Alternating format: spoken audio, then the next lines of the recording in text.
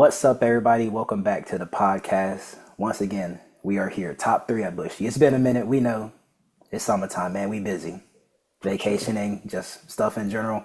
But as always, I got the boys with me. What's up, Junior? What's up? Glad to be back. How you feeling, Dom? Yeah, I'm very upset.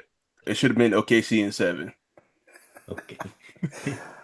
As you know, we are obviously about to talk about playoff basketball. Wow, what a series! I think we all knew it was going to be a game seven. I think that was just written in the stars, honestly, and people wanted to see it. We just gonna go right into it. We're not even doing segments today. We just going straight into it. We talking playoff basketball. We talking about two upcoming teams that are gonna basically pave the way, in my opinion, going into the new generation of stars because we have a lot. Obviously, Dom and Junior has some feelings about how OKC lost. It's neither here nor there. We'll get into it. Fellas, Wimby, is he or is he not the man? I mean, that's a rhetorical question because he is the man.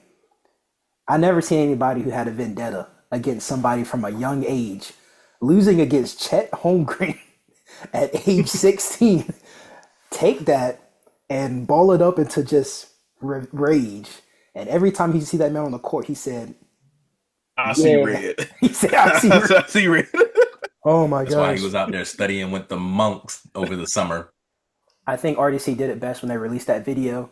They said, "Chet, we brought somebody. Don't be scared." He said, "What are you talking about? I'm not scared of anybody." And they showed they did like a Wimby lookalike, and Chet was like, "Ah." Chet. And you know what's bad? I'm a huge fan of Chet. I like Chet. The series before, like all of this before OKC, before the flopping allegations, the hard hits, whatever. I was a huge Chet fan. I became a fan when he crossed up Curry at Curry's Under Armour training camp when he was a kid. Hmm. I thought that was tough, and I followed him all through, even through college when he was at Gonzaga, if I'm not mistaken. Oh man, I followed him. But the fact that my only issue is that he ran from smoke. We wanted to see a head-to-head competition between him and Wimby, and they put Caruso and Hartenstein on Wimby instead. Tough to watch. Let's dissect it. Junior, tell me. Matter of fact, Junior, just give me your synopsis of Spurs against OKC. It honestly, it was a lot. It's a lot to process for me, really, because I didn't think OKC was going to lose. Um, when there's a stat out there that says there's a certain percentage of teams that win the whole series. Like if the series is tied up 2-2 and you going into a game five, the team that usually win that game five is usually the team that's going to go on and win the series. If I'm not mistaken, OKC won game five.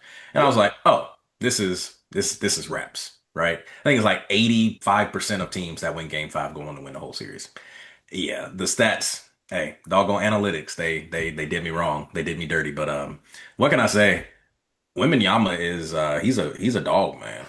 Um, and the team that he has around him, they are just as hungry, if not hungrier, than what OKC was. So shout out to them for winning and taking it to the champs, really.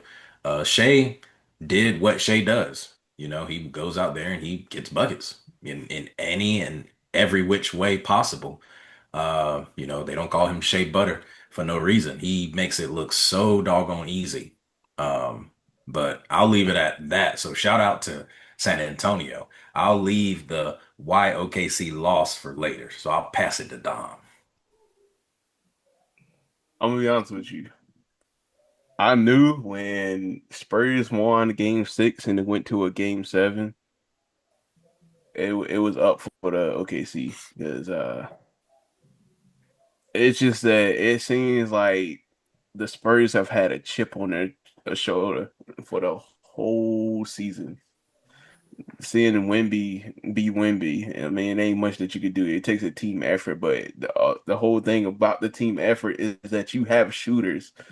You have Dylan Harper. You have Fox. It's like it's their whole team is just stacked. Both teams are stacked. But it's just like Dream said, we'll say the reason why they lost. uh, for later. But shout out Mitch Johnson and the coaching organization for Mhm. basically saying that yeah, OKC can't win unless SGA is on the foul line. So what do they do? Play great defense. They showed him doubles, even triples at times, making him pass the rock, making other people try to score. But yeah, shout out Spurs. Like, this is going to be like Heat and Warriors going back to back. I can see this being that. I really do like that comparison, if I'm being honest. Even though that was East versus Heat West. Warriors or Cav Warriors? It was Calf Warriors. My fault. My fault. Yeah, Cab or yeah, still East versus West. We looking at dog fights West versus West right now. yeah. Yeah. That is good to watch. Question: do y'all think that Jalen Williams not being in those last two games did that greatly affect them not being able to win? Because we know Jalen is a big body, defensively and offensively. He's really well rounded. The fact that he tried to play and just that aggravated hamstring, if I'm not mistaken, how big of a difference do you think? I know Junior said it, and we was texting about it. He said, "Jay Will, that might have been a huge difference, but how much of a difference would have made?" I mean, Dom, oh, go ahead, Junior, I please. was gonna say J Dub is like their second reliable scorer. Who's after Shea? Is Jay. Shea? He's the number one. Who's number two? Jay. I thought it was supposed to be Chet, respectfully. It's Heck supposed to no. be.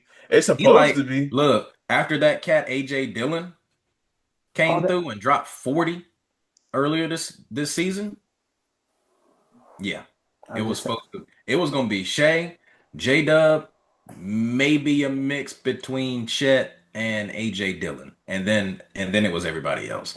It wasn't supposed to be Lou Dort. It wasn't supposed to be there's his name Carson Wallace, I believe his name is. Wallace, It A. ain't supposed to Wiggins. be him. It won't supposed to be Hartenstein. It won't supposed to be doggone what is it from Duke? Is it Proctor? No. Proctor not there no No. more. What's his name Don't from? forget about Caruso though. That's not Yeah, D. it That's wasn't. It not. ain't supposed to be Caruso. Look, Caruso not supposed to be taking 14 shots a game. Those supposed to be J Dub shots, right? Let's be honest. Caruso had a really good game earlier this series, but that's not sustainable. That's not his play style. He's a defensive type of player. But I'm thinking about a player that came from Duke and Jerry McCain. McCain. Thank you. McCain. How do we How forget about McCain? Yeah. Yeah, don't care. I'll be honest It with ain't you. supposed to He's be him. The number two was supposed to be J Dub. And when you lose your number two, it means a lot. And J Yeah. Dub was a great, I hate the term two-way player, but because you supposed to play defense and offense in basketball. Yeah. However, he was the best two-way player that they had. Their defensive focus, I feel like starts with him because his help defense, especially last year when they played the Pacers, his help defense was amazing. I mean, you couldn't turn your back for a second because he was coming and stripping the ball. So him not bringing up those 20 points that he usually brings, him not having his the big body there to be a presence, even though he can't compete with what 7'4" with Wembanyama, but him being there would have made a big difference because he backing down from. He ain't backing down from nobody like Chet was. Chet wasn't even checking Wembanyama. He probably would have had J Dub checking Wembanyama more than Chet actually was. So I just think realistically, when your number two goes down, it makes a big difference. Yeah. I mean, but I feel like if your two goes down, your three got to step up, right? Especially if they're very close in numbers, respectfully. Because if you're being honest, last year it was Shea, J Dub, and Chet. Chet was hooping last year. Where was What it this year though? it, he he was facing somebody who wanted it more than I felt like anybody in the That universe. sounds like an excuse. It does. And we praised OKC about their depth all year. And the fact that last year, whenever somebody went down, they stepped back up. Yeah. It seems like they lost a little bit of that dog mentality going into this year. I'm They not got saying they complacent. settled, but they just kind of didn't have that same edge that they had last year. They kind of got a little content, maybe. Yeah. So I don't know. That's just My my opinion. my thing is this: is that yes, they are dogs, but they met some Rottweilers in the Spurs. Let's Man, break it down. Let's break it down. We got Stefan Castle, arguably, and I saw somebody online say this. He is a refined, better Ja Morant. If Ja Morant locked in, never really did all that stupid stuff, that could be of what basically Stefan Castle is. He's they just have similar play more styles. Yeah. very disciplined. Athleticism off is crazy. We got De'Aaron Fox. We got swiper no swiping De'Aaron Fox. That's a vet right there. Fast. He had those injuries in the beginning, but he was able to, kind of get past it, and they survived, fortunately, for him to play later in the series. We have Dylan Harper, a rookie. I don't even think he's a rookie. I think he's been in the league for 10 years, low key. The way he played in that playoff was ridiculous. That's not a rookie player out there. He's been in the league 10 years. I don't care what nobody say. We got Vassell. Respectfully, he was not missing from three. His shot a little, he shoot like to the side a little bit, was not missing. We got Penny, a little undersized, but also a dog regardless. He was pulling, not missing also. We got six man of the year, Keldon Johnson. Dog. Oh my gosh. I saw him, you know Bully what? Chet. Every opportunity he got, he threw that big old bicep into Chet, went flying that way. Not to mention, respectfully, we have the best player in the world, Wembanyama, on that squad. Like I said, they were chihuahuas to these Rottweilers, if we talk about dogs. They did not stand a chance whatsoever. They just wanted it a little bit more. And the only reason that it got as far as it did is these refs, low key, but we're going to talk about the refs a little bit. We You ain't even gonna know, talk about them. I'm going to talk about it. We ain't no need. I'm going to talk about it. We're going to talk about those doggone refs later. And we're going to talk about the flopping later on also. Because this is stuff that we need to talk about. This ain't no people, no bots, no, just because everybody's saying Shea flop, this is real basketball talk. You know what? I was looking at the game the other day, turned it on, went and got some water, came back. Guess what I saw? I saw Shea at the free throw line. That shouldn't be the first play that I see when I turn the game on. That's not what I should see. I'm Not a just bit saying, more. if you don't want him to go to the free throw line, keep your doggone hands out the cookie jar. There's other ways to defend somebody that's free throw shopping, trying to live at the free throw line. There's other ways to defend people like that, honestly. I But understand. I feel like that there was a lot of people landing in his landing space, and he just made it look more convincing than it actually was, in my opinion. Because if you go back and look at some of the clips, they were like right in his landing zone. So that's just my opinion. You I could don't be think a the refs did anything wrong, but you could be a dog like Stefan Castle and finish at the hoop. That man was getting punched in the head, grabbed in the hair, and he ain't getting no doggone fouls. But guess what? He kept hooping. He didn't complain at all. That's all I'm saying. I didn't turn on the TV and see Stefan Castle on the floor. I saw SG on the floor, hands up like this. Like, what happened? Stand up and you know what honestly gets on my nerves about the flopping. SGA is smooth as I don't know what. He don't need to do all this or that, pump fake, go into the person. Respectfully, he can do this a 1-2 and he's wide open. That mid-range is ridiculous. That mid-range was not missing in game 7. He didn't need to do all this extra stuff. I think that's what I'm most upset about. He has such a deep bag that, and we know he has a deep bag. You're a back-to-back MVP. We know you in your bag. You don't, every shot that you have to do, you don't have to be looking for the foul, man. Just pull. You know it's butter from mid-range. You know it's butter. Just pull. That's all I have to say about that. Um, I think it's just smart basketball, honestly. If you can't stay on your feet off my pump fake, that's on you, big fella. That ain't on me. And I'm definitely jumping into you.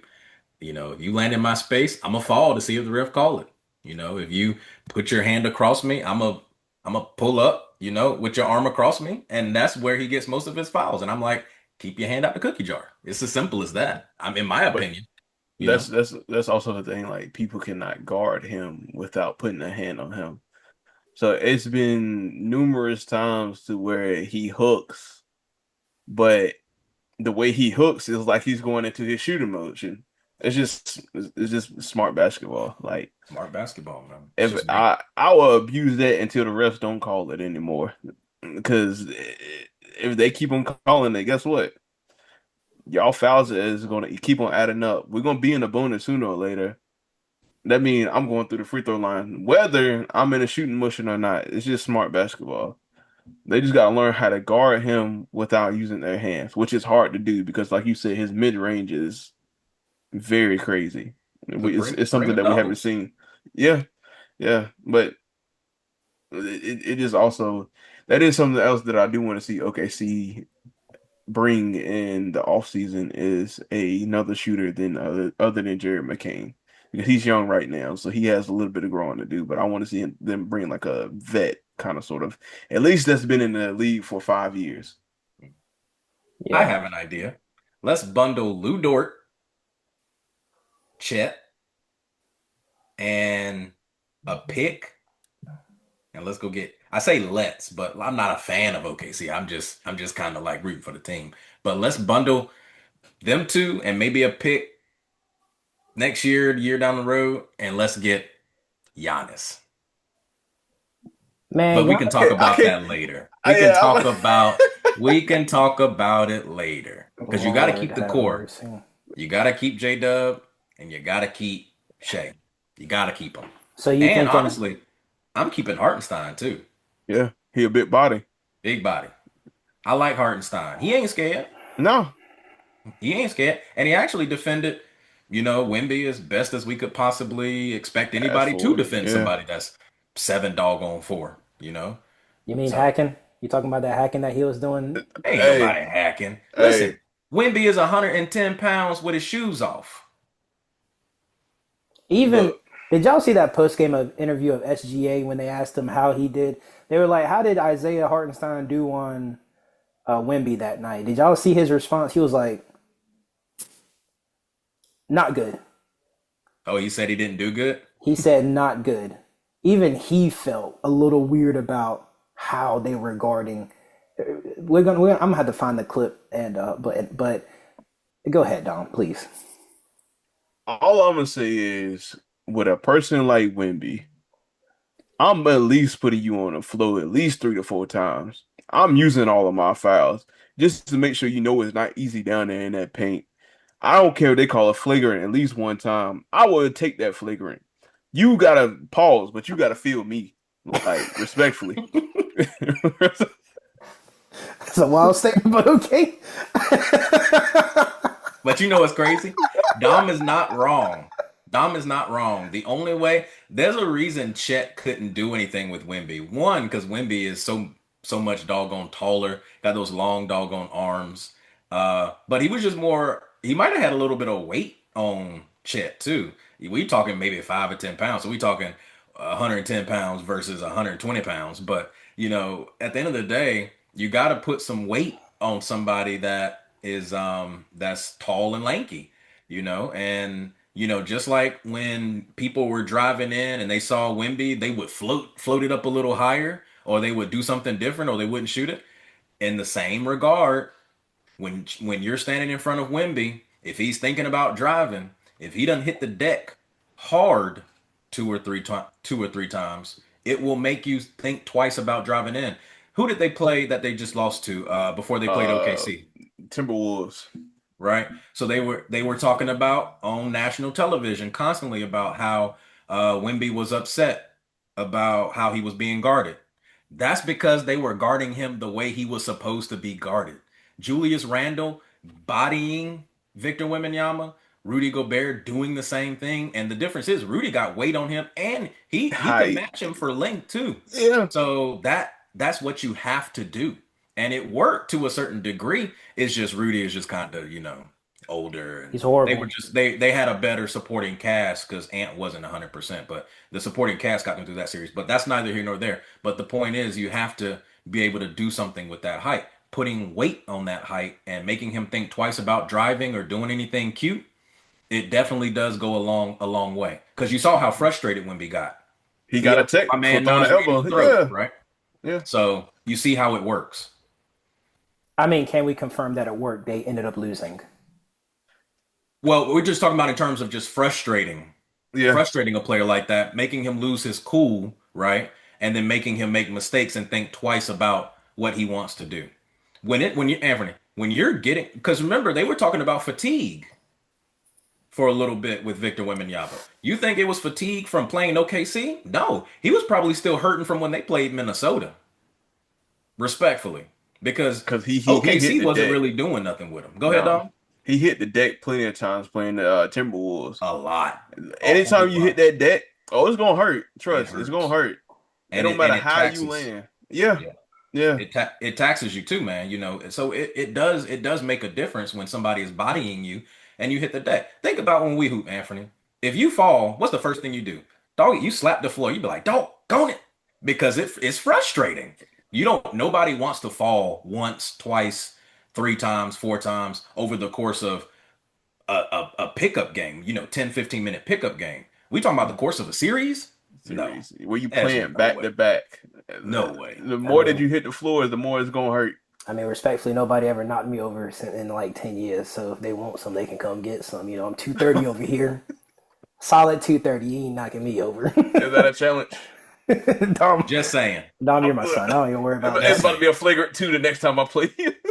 The way I see Dom when I'm going down the court is how Wimby was seeing Chet. I say this yams, collard greens, right here, his neck bones. But That look, oxtail barbecue chicken alert. this is I'm my just saying, thing. No, I get rid of 100% Chet. agree. That's all I'm saying. No, but, they gave him so much money. You see all that money they gave Chet, though? They can I come up off don't of it. care. They can come up off I of it. They can come don't. off. No, they can get rid of Dort. They can get rid of. Chet, Man, I don't know. Andrew, Ask him. Aaron Wiggins, Yeah, Topic.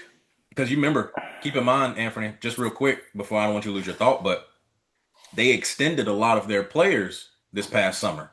A Mm-hmm. lot of them. They but not gave for Hartenstein some expensive. cash. They gave Chet some cash. They gave Shea more cash. They gave everybody more cash. They're going to have to restructure that. No, They're one going to hundred have percent, to one try hundred to get percent. somebody up because let's be honest, Spurs ain't going nowhere. So they got to do something. They can't say, hey, let's run it back, because then you're losing that mentality. You lose precious years off of your core, right? Yeah, J Dub got these hamstring issues. You think those just go away? They don't. no, They stick that around for a sucks too. long time, Hmm. right? So go ahead with your thought, Anthony. I'm sorry. I've already forgotten it, but my thing is this: like, I understand they did a lot of stuff to like really quote unquote fatigue Wemby, but I'm just saying at the end of the day that the difference that he makes on the court, the the presence of mind to get the ball and shoot it past. The thing with Wemby is that he really don't miss from three either. He There misses was a one little game he bit. went 0 for 5, but I'll let you slide on that one. I'm talking about when it matters. I mean, we saw him launch. We saw him launch that bad boy from half court to tie up But can against he do it OKC. again? I mean, Can we he talking do it about again? one shot, Right. one Yes, he. game, one moment. Can he Not really. do it again? I mean, obviously, we're going to talk about how he's going to obliterate Cat in the next couple of minutes when he's talking about this series. And I don't want nobody. Ain't nobody is. You talking about Cat? Karl Anthony Towns going to be fierce against Wemby. You going to tell me with a straight face, embarrassing Drake voice Cat is going to do something against Wemby? But guess who you have on the help? Mitchell Who? Robinson. Who's probably not going to play because he's having Mitchell surgery on his Robinson? finger. He is He gonna has. play. He Because has surgery on yeah, his finger, on his pinky anyway. He has surgery on it. He's gonna wear a brace. They don't need him there for offense. They need him there for defense and rebounding right. True. Tell and me, body. just to remind me, who was in top three for MVP?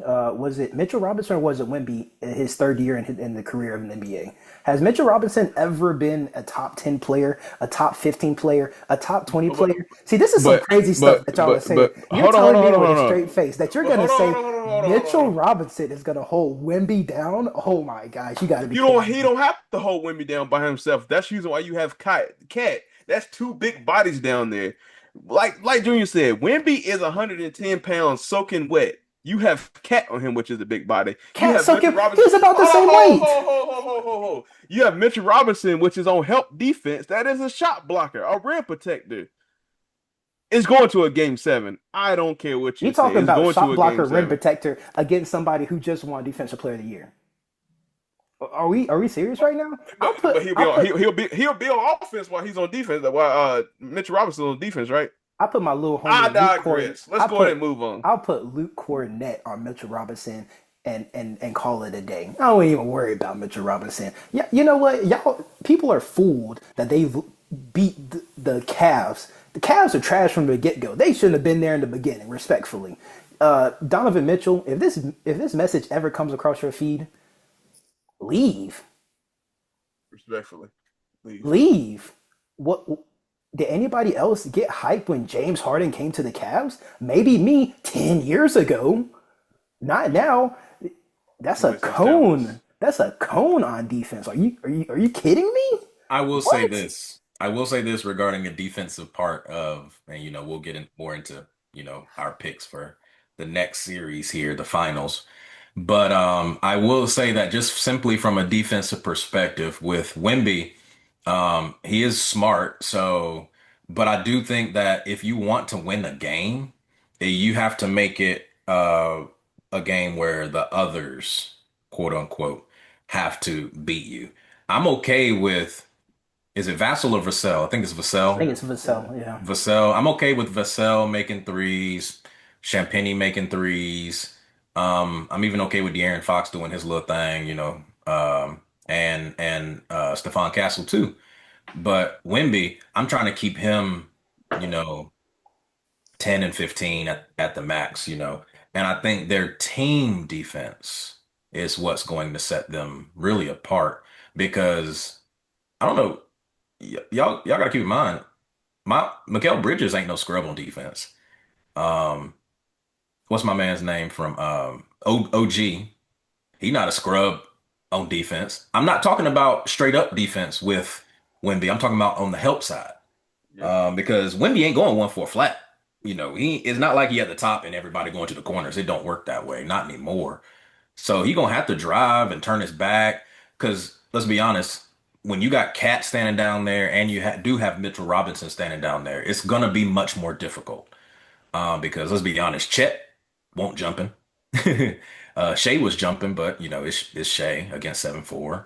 Hartenstein was jumping, but let's be honest, it's Hartenstein. He can only do but so much. But when you got two bigger bodies down there, and then you got all these guys that's crashing to try to stop you, it's going to be physical. Again, let's keep that in mind. It's going to be more like a Timberwolves fight than an OKC fight for San Antonio, and it's going to be a lot tougher for him to get passes off, shots off. It's going to be a lot of steals, I think, too. So we'll just have to see. Do I think San Antonio is going to win the first game at least for sure. Even I think, do they start in the Garden or they start in San Antonio? I feel like they start in the Garden. The Garden, yeah, Yeah, I think it's because the Garden. the Knicks is a higher seed. Were they? Okay. So Yeah, I think San Antonio's going to get game one for sure. Why? Because I think San Antonio's riding, riding high, and the Knicks have been waiting for a little while. But at the same time, I think, this game was so emotional for San Antonio. I mean, we saw it written all over Wembanyama's face, how emotional he was. It was so emotional. Sometimes when you come off emotion of a game, of a series like that, sometimes it's almost like that was the finals right. for them, right? So we got to see if they can get that going again, going into this next series. We'll see. It takes a lot to get that going again. So.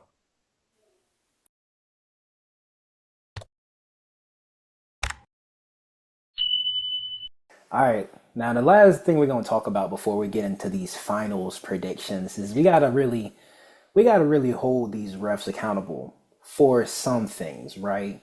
One thing I did notice throughout the series, the Spurs OKC series, is a lot of challenged calls from coaches, respectfully, usually Mitch, that a lot of calls were overturned. So at that point, if you have so many overturned calls in your career, like let's say for a season, how accountable should we hold refs? And they even missed some calls. Y'all see when De'Aaron Fox stepped out of bounds in Game 7 and they ain't say jack? Uh, we gotta even the refs are like, and you got three on the court, right? You can't say, "Well, I didn't see that." You got one. One on each, literally one on each line. Come on now, you can't be missing stuff like that. I don't know. I mean, people are, crying to Adam Silver like, yo, you need to do something about the refs, this, that. Who knows? I mean, we got to hold him accountable though, like to a certain degree. How? I don't know. Adam Silver, you give me a month, I could probably figure it out respectfully, but I don't know. I already got to figure it out. All right, go ahead. You got a certain amount of bad calls that you make, and then you suspend it for a few games. Just like without pay. players without pay. So it's just like with the players. You hold the players accountable. You hold the rest accountable because they really determine how the game goes. Um, so it's just that you have to hold ref accountable is just the same thing as the players. Refs do be getting away with a lot of bad calls that you clearly can see. You do that, I bet you they'll straighten up because that's what they're basically like a salary pay or commission. My fault, commission pay to where each game that you make a certain amount of money. So if you suspend them without pay, that's affecting their money. They'll straighten up. They're gonna have to straighten up. So do that, Adam Silver. Like if this ever comes across your feed, matter of fact, I'll pull up on you and show you this yourself for myself because you got to see this because I mean don't get me wrong, you do be putting work in with the NBA, but when it comes to the refs, I don't know what you got going on. I don't know what you be sipping on, but you ain't doing a good job. You got to do better. You got to start holding like we've been saying, accountability 2026, 2027. Got to start holding refs accountable. It don't make no doggone sense. I can't disagree, honestly. I think I think accountability is, putting them on a podium and making them explain some of the calls that they've made if they're egregious enough. Like, hey, and Victor got Wimby got a warning the other day for foregoing his media session. Why? Because they say, oh, well, as a player, you're obligated to come and talk to us. Let's get that out of here. First of all, I hate that. If I'm a if I'm really really good at my craft and like maybe basketball and I'm good enough to go to the NBA, you're telling me I have to stand in front of cameras and talk to media and stuff like that. Why? Because well, you owe it to us. Understand something. If I've put in the work, I don't owe anybody anything. But my point is, but it is what it is, the rules are the rules.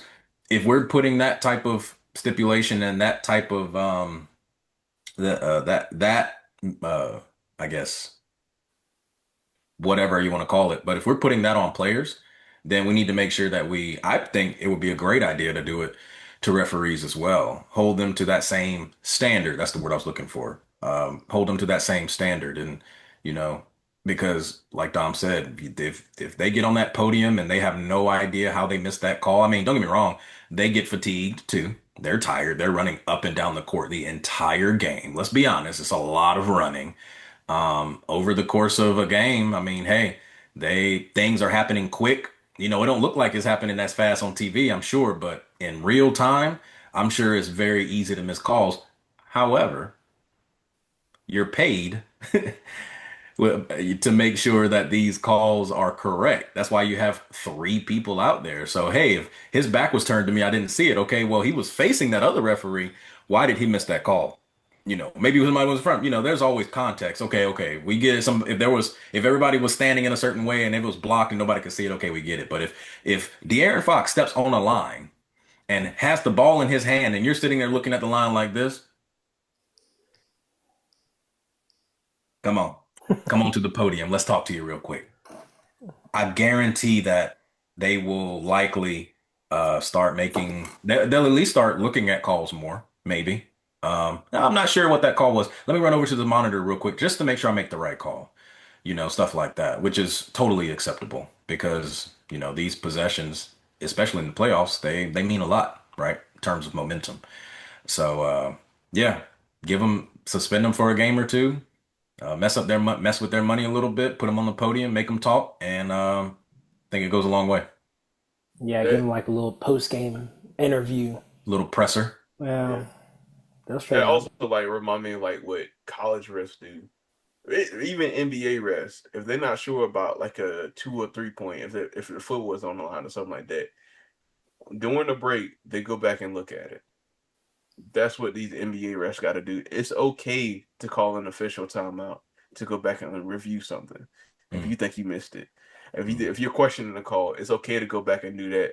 But just to keep on moving forward and act like it didn't happen, that's very unacceptable. You got to be start him accountable for it. Like it's just that rest, like we've talked about before, rest has been getting off the hook for way too long.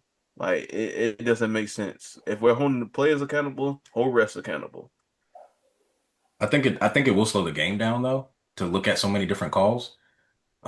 So I think what they need to do is have that replay center set up to where they're basically watching every single. There you got two or three other people watching a completely different game, and they're watching everything. So if something is questionable, if the referee stops the game to be like, "Hey, I wasn't sure," which he should be fully empowered to do, then they can go back and be like, "Hey, we already looked at it. You're good. Go ahead and pick back up and keep going." Or they can say, "Hey, yeah, we need a little more time. Give us a second or two, and then we'll get back to you." Honestly. Um, I'm sure the purists of the game don't think that replay or challenges or anything is necessary. But I think again, when we're talking about these types of games where every possession matters. Every two or three or turnover or foul, everything matters. I think you do have to do that to make sure that you keep the really the sacredness of the game, to just keeping it pure, honestly. So that's just my opinion. And you know they do the exact same thing about their like college games because there's been plenty of times where you watch like Duke, UNC, NC State games to where they have somebody that's in New York that used to be a former ref Mm, that's watching the same games, and then they ask them how they feel about the call or what they think this call should be. yeah. That's the same thing that you should do with the NBA. You should have somebody watching the game 24/7.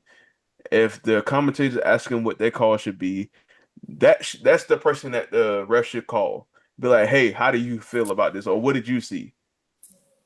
And then base their call on that. So I completely agree with you. You got to have somebody watching that great game 24/7. So My thing is, I think there should be a stipulation. If, let's say, for example, it's 2 minutes to go in the game, real close game, I think it should be extra measures to make sure that no crazy call is made, no missed call is, missed, etc. How they can set that up, I'm not sure. But times like this, like when it's playoff time, it's do or die, 2 minutes to go. I think that's when they should implement it, like maybe within 10 points of each other, possibly, because you know how quickly it is for a team to go down, make a couple threes, and boom, it's a possession game or whatever. But I think that's what they should do. I'm not entirely sure how they would do it though. That's my thing. But if it, say for example, if it's a blowout, we down 20, 2 minutes to go, don't implement it. We don't need that. We down four. It's the playoffs, game seven, 2 minutes to go. Put those countermeasures in to make sure that, like Junior said, you got to do it for the sacredness of the game. This is playoff basketball. We can't be missing crazy calls that's gonna send some people to Cancun. Like, come on now, you got to be accountable. But but speaking you of, yeah, please go ahead. No, I just uh, say, but yep, I agree.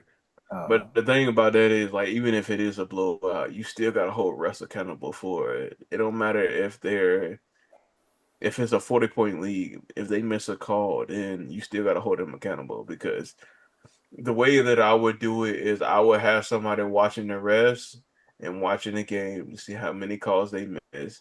If it's not like a major call or it's not a call that will affect the game, then you could let that slide. But if it's a call that will affect the game, you know who the NBA refs are.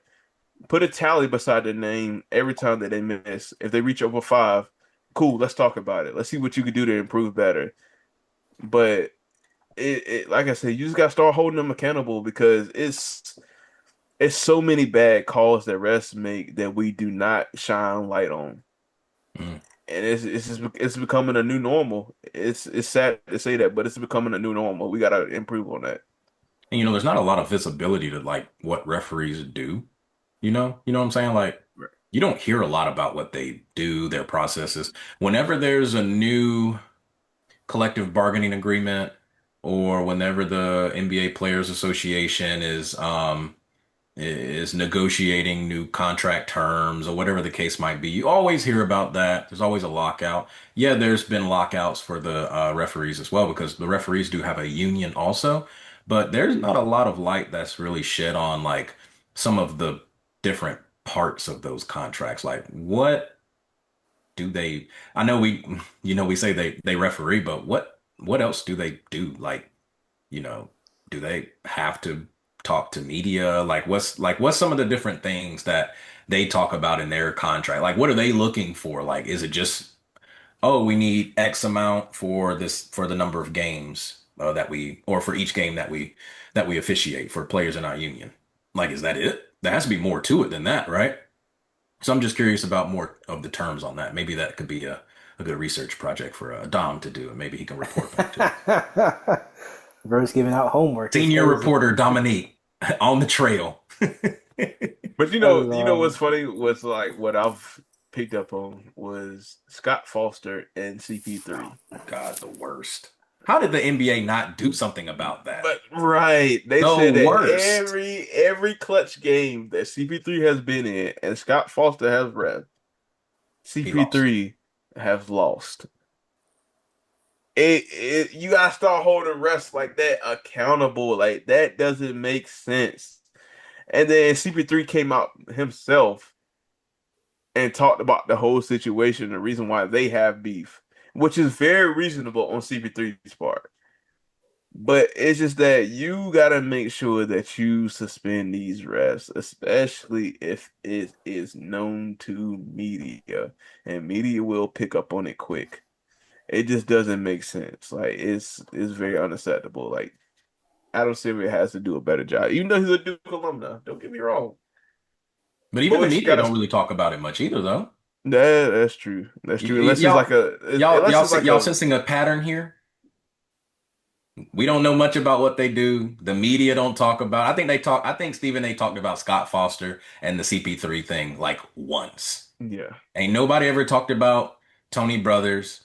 Ain't nobody talked about the one that looked like Gucci Mane. Ain't nobody ever talked about none of them.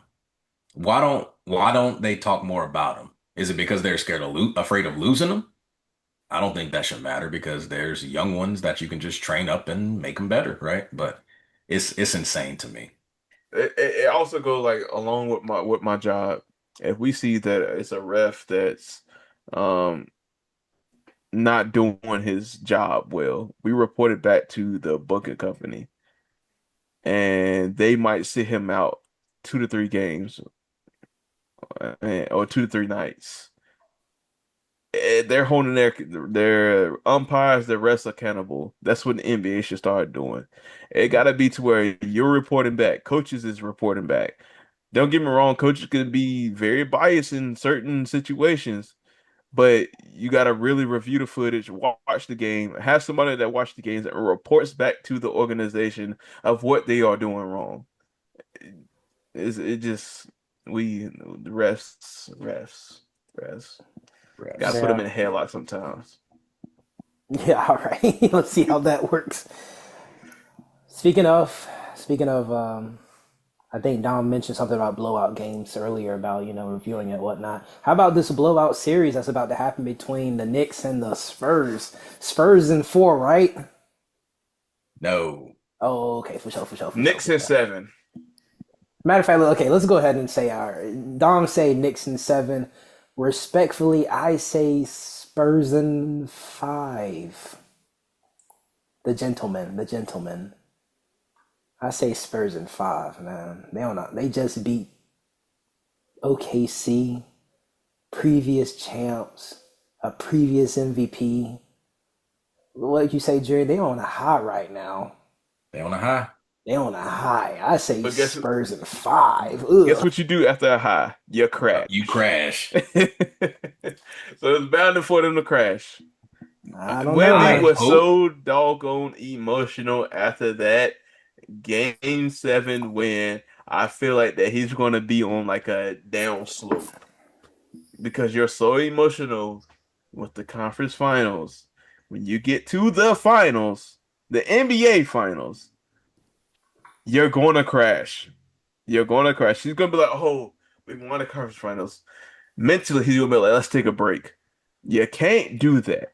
They're gonna crash against the New York Knicks. Usually You it's the other way around. you're acting like they're bums. You acting like the Knicks are bums though, bro. Right, They have right. been for a hot minute. You Not have this year. you have McBride. You have Sokan, which is low-key a big body. If we're Who? being honest, Sokan.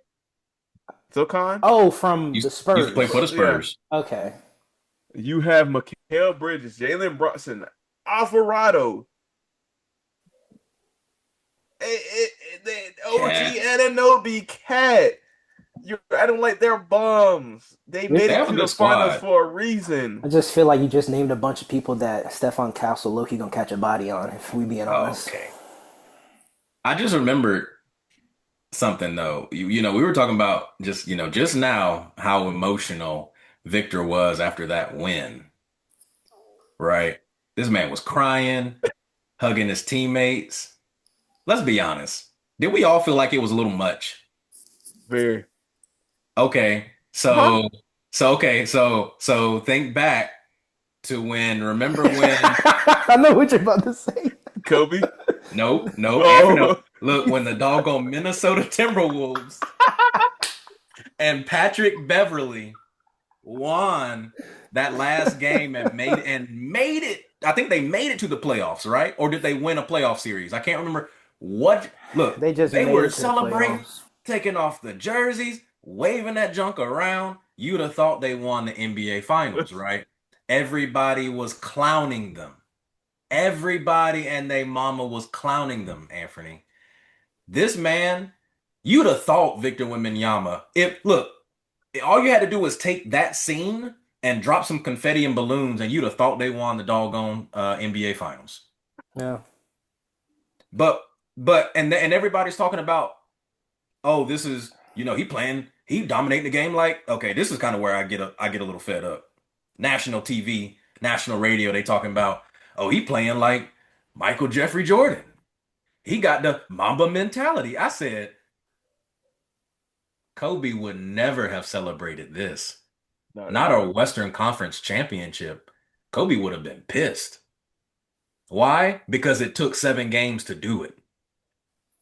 Yeah. Honestly, Kobe would not be happy. Everybody would know, like, this is a great win, but guess what? What they say, Dom? Job's not finished. Job not finished. I It mean, is I think not even close to being finished. we gotta also So it would my be, fault. go ahead, Amber, I'm sorry. Just about the emotional part. We gotta take into consideration this is a really young kid. Okay. He's 22. We Oh, oh, saw when oh. he first lost against Chet, he was tearing up. He lost against LeBron and them in the Olympics. He was tearing up. The I man actually just tell you, man, might. he phenomenon. He phenomenon. Like he shows emotion too much. Look, job's not finished. It don't matter how emotional you get. Job is not finished unless you're holding that Lombardi trophy. That's when you know the job is finished. That's Lombardi. when you can Isn't get isn't emotional. that Super Bowl? Yeah, you're right. My fault. But yeah, but go ahead, put the cut water down, buddy. I was like, wait a minute. Look, I almost spat my drink out. I was like, I had to check what was in my cup, Anthony. I was like, doggone it, what was But yeah, no. So I'm just saying, like, Yeah. I understand the emotion, but the job is not finished. Like, You you still have can't another possibly game 7 to go through. you It you you know it would be really embarrassing. they Let get me be swept. honest. Here's my pick, and here's my worst case scenario. I think the Spurs are going to win in 7. I hope the Knicks win in 7, though. Why? Because they have a team of players that I feel like have a lot to prove. And I feel like I want them to go ahead and win that so they can get that chip off their shoulder. When it's a young team, respectfully, and like I said, they're young. They haven't really gone through all the highs and lows of the NBA yet, honestly. But I mean, you think about Castle, Weminyama, Vassell, yeah, and all these other cats. I mean, they haven't gone through the ups and downs like the Jalen Brunson, the Karl Anthony Towns, Mitchell Robinson, the OG and Anna OG. He been in the league for a little while. Mikal Bridges. I want those guys to get one. And I think it'll be great I just think it's great for basketball.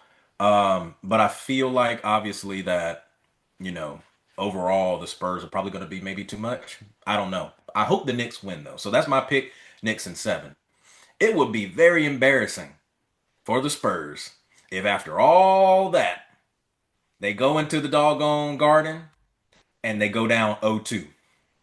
And then they go back home to San Antonio and go down 0-3. They get game 4, so it's 3-1, and they go back to the Garden and lose 4-1. That Get is them to the sweep. worst case scenario. They Yeah. will go back and they will look at that moment there and say they celebrated too early. They didn't have, and then they all of a sudden, oh, he didn't have the mama mentality. Yeah, of course not, because he was celebrating like he won Olympic gold, or that he won, the NBA finals. It's so I think you have to balance your emotions in that regard, but I think that's worst case scenario. So that's my pick. I'm done. I mean, that's a good worst case scenario. Let me tell you what's really going to happen. The MVP of the league, because I have yet accepted that SGA has gotten it yet, because, I mean, if we're being honest, probably should have been Joker. He was leading in more categories than anybody. People are just, that's a conversation for another day. I'm still a little upset about that. I think Wimby is going to be a force of nature that well, respectfully, this is a force of nature the NBA has not seen yet. We haven't seen a 7'5" center who is a reigning defensive player of the year, top 3 for MVP, change the course of the game. Somebody said 2-on-1, except the one is Wimby. I've never heard that before until that game. It was SGA and somebody else coming on down about the transition offense. 2-on-1, but the one is Wimby. Do you know how tough that is? They don't say that about anybody else. 2-on-1, but the one's on Gobert. Nobody's saying that. 2-on-1, but the one, maybe a chase down block from Brown. We've seen it multiple times. But I feel like we're about to see something we've never witnessed before. This is a young team, and I told y'all in those text messages, I hope the lights at Madison Square Garden is not too bright and they fold, because that would be tough to watch. I would have to eat my words, unfortunately. But if it happens, it happens. They're young, It's like that young OKC squad from way back when. It happens, A lot of good talent, we're hyping them up, and it just don't work out. But I think we're in a place right now where, I mean, respectfully, what competition did the Knicks have? One could say that they had a real easy road to the finals. The only team that gave him an issue was the Hawks. What? Did we not just see who Wimby had to face? Some real up and coming talent? 3 of the MVPs were in the West. That shows, you know what? Of the top 5, I think 4 was in the West, with the exception of Jalen Brown. Brunson. Oh, No, Brunson wasn't even top 5 for MVP votes. If I'm not that's crazy. mistaken, it was the top 3 was SGA, Wemby, Joker, Joker. Hmm. and Kawhi made it into the top 5. Yes, Kawhi made it if I'm not mistaken, and Jalen Brown was there. One person from the East. The East got. I mean, we're not going to talk about Celtics.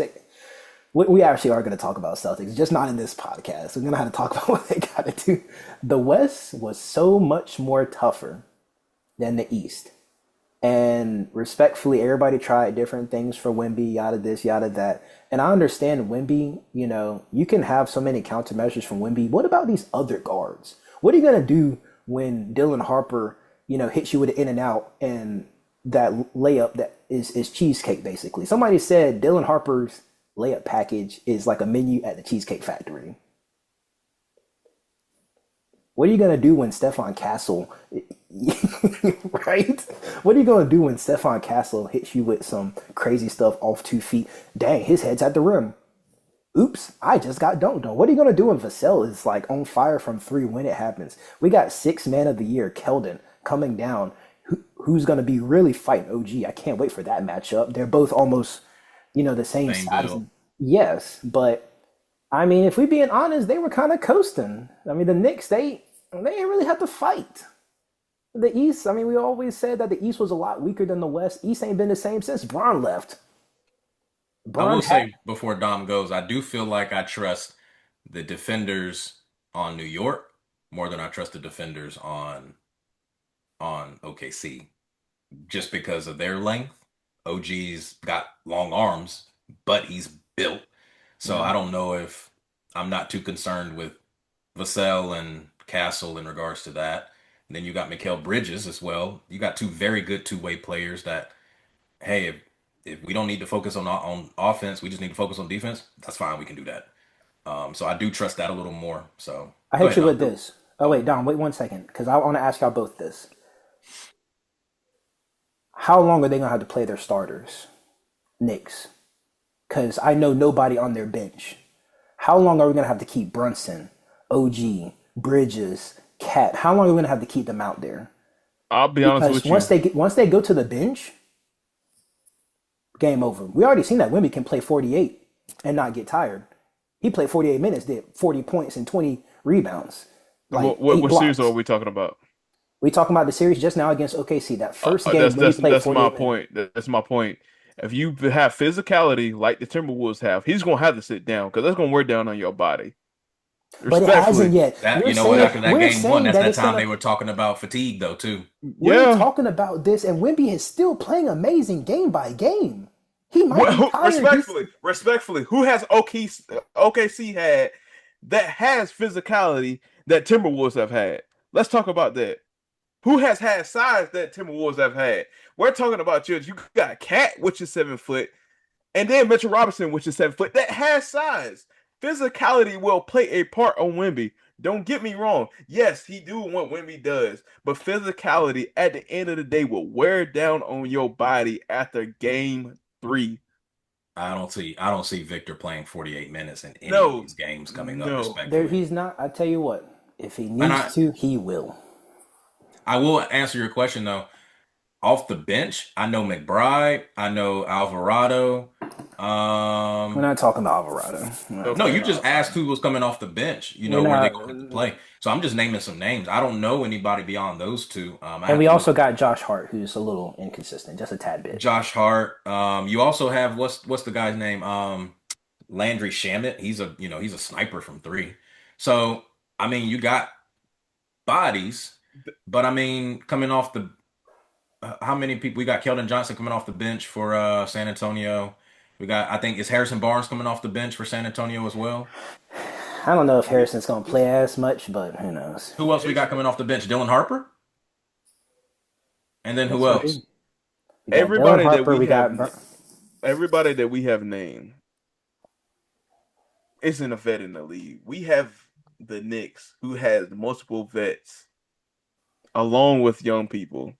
yeah, So I mean, it's just that respectfully, those vets have been in the league long enough to know what to do in tough situations like this. Yeah, That's going to play a huge factor. Also, everybody that we have named for Spurs are young, are young. yeah. just hope So those lights aren't too bright, like we said, man. Because I don't know if y'all know, but Madison Square Garden NBA Finals. Look, Madison Square Garden gets to rocking on a regular Saturday night game, yeah, more or less a doggone NBA Finals game. This it's going to be sold out. It's going to be very interesting. But I think they're evenly matched, honestly. So we're talking yeah. about size and ability. I think it's going to be a really good matchup, and I think Mike Brown is a good enough coach to make an adjustment if he feels like somebody's guarding Victor better. Like shucks, if you put OG, well, I'm not gonna say that, but I will say if you put OG with his stockiness on Victor and have some good help side defense coming, Victor's gonna have a tough time driving on him. But I think Cat can move them feet. Honestly, man, he can move them feet, and honestly, he's been playing a lot more physical since I don't know when they were tripping when they went down 0-2 against the Hawks. Um, they definitely, I don't know what happened, but Mike Brown must have said something or made a change. I don't know what he did, but all of a sudden, them boys started playing like just really, really physical, really good brand of basketball, in my opinion. So I trust Mike Brown to make adjustments, and I trust Mitch, the coach for San Antonio to make adjustments too. I think it's gonna be big on adjustments. I don't think we're gonna see It's a adjustments from game to game. We're gonna see adjustments from quarter to quarter, quarter. from Yeah, timeout to playing timeout. chess. It's You're gonna playing be chess. exactly. It's gonna be a really, really good matchup. They say your stars win you a game, your others win you two games, the random wins one game, and then your coach wins you a game as well. We got to see. I think this is going to be a heavy coaching battle along with the stars. So we'll see how it goes. Yeah. Um, Closing statements, because this is we getting close to the end of the pod. We any closing statements on everything that's transpired? Knicks in 7. Next to 7. I respect it. Oh man, I can't wait to talk about. I can't wait to talk about. I'm just ready for the series to happen. Wednesday can't But come here quick enough. When is game one? get Wednesday. Hmm. But Wednesday, you know Before what's you, before crazy? you know it. It's about time that we have good basketball like this. We have two young teams that has been playing the whole series, the whole playoffs, multiple young teams. It's just good to see that the new basketball is finally making an appearance. So it feels good seeing this. We can see this for the next 5 years. It's just something to look forward to. So shout out the young cats that's in the NBA right now, making a name for themselves. for sure. And also, let's go Canes. Let's They go. play tonight against. Actually, they play Tuesday. They play tomorrow. Game one against the Las Vegas Golden Knights. Get into hockey, fellas. Time to broaden your horizons. What are you talking about? I'm ready for this World Cup. Can't I wait. can't support that. Them tickets too doggone expensive. I wasn't gonna go anyway. I don't know. I wouldn't try it if I want. Wouldn't want to if I tried. But that is it for the pod. I'm gonna try to drop this as soon as possible. I'm about to edit the mess out of it tomorrow because this needs to come out before the finals Wednesday. on Wednesday. This needs to come out. And then I don't know. I think we should reconvene afterwards. I don't know. I mean, that'd be the best time to talk more about it, and that'll be a wrap on basketball. But oh man, I think overall this was a good season of basketball. More interesting than usual. We had some unexpected teams. The Pistons. I'm gonna just keep it simple. It was the Pistons, really. The unexpected teams. Nobody was expecting. Some unexpected All Stars. A lot of good stuff. But as always, holla at us. Socials is at top 3 at Bushy, and we back. Like and subscribe. Yeah, make sure you like and subscribe, and go Spurs.